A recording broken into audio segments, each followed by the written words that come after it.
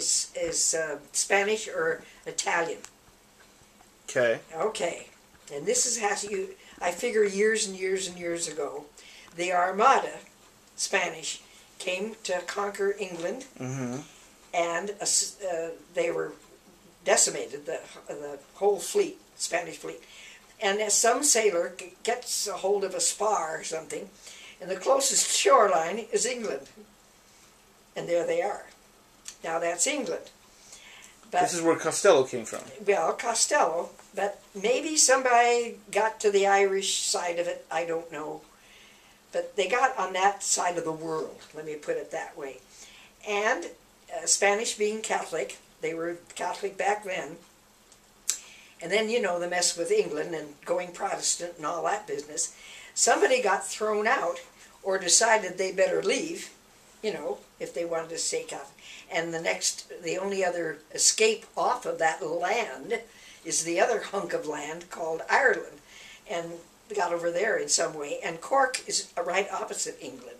It isn't like Donegal way up there somewhere, or Clifton, which is on the other side. Yeah. So Dublin, of course, is there, but apparently maybe we landed just on that shore. But the roots are in Cork. And so, but... Cork, Ireland? Huh? Cork? Yes. Ireland? Yeah. Okay. I just want to make sure I had the location right. Okay. Good. I gotta get this. Well, that gives me, because my friend that's doing our family history, that'll give her something to look at. If we can find a location like Cork, like you said, Cork Island, and that we know that the Costellos and the Savages and the Tobins, where they all came from, it would just be easier for her to track down. The roots for Tobin is in Tipperary. Tipperary? Mm-hmm. Tipperary... Yeah, Ireland. Ireland? Okay. And what about, so there's the Savages. Savages were where again? They started out in Scotland. Scotland. Okay. And I've got that from somebody that looked it up the hard way. Because she did it years and years ago. And my cousin gave me the paperwork. And we've got, it's a family tree that goes down like this. Yeah. And you have that somewhere? I don't know any of them. Oh, you don't know. Okay. But you have that family tree somewhere? Yeah. Oh. But you can, for correctness, or to make it, you could do it on that thing and see if they match. That's what I would like to do. Well, like we're making the one online. We're trying to make an online digital version of our family tree that we can add to. And make correct, you know, if we need to make a correction, we can add, like, fill in names and blanks. But we've only been able to go back so far, and so that's why, you know, I wanted to, you know, get some information from you as well. So now the trick of it is there's not too many divorces, you know, second wives, or third wives, as the case may be, and it's this thing. I keep pointing to that closet, but I think it's up there. I actually don't know where it is. Okay. When I kick off and you clean this place out, look for it. Okay. If you have a voice in anything, because it's just packed up with a rubber band in an envelope, a business envelope. And I've kind of gone over the ink because it was fading, and I kind of went over it so it would stand out. But there's no divorces. There's always one wife and then children, one wife. And it goes down for quite a, from the, I think it says the 1700s. On. Okay. Yeah. There was a couple of deaths in there because they put D, small d for died. And then there's something else, the second wife.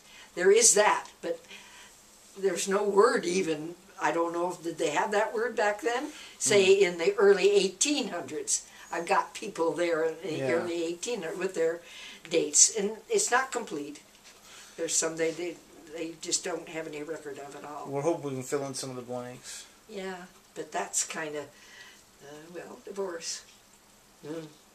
Well, the women didn't get divorced if they had no place to go. You know, they're supported by the husband. That was the name of the game in those days. Yeah. So if you were being abused or you didn't like the guy anymore or anything, you just stayed there because that's the way you had to eat.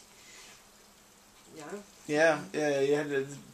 Well, I mean, like you said, Granny Gus had a career, but that was... Thank goodness. Yeah, they... Just by her gumption and... But didn't you say that they kind of like, the people kind of like didn't take that seriously because she was a woman?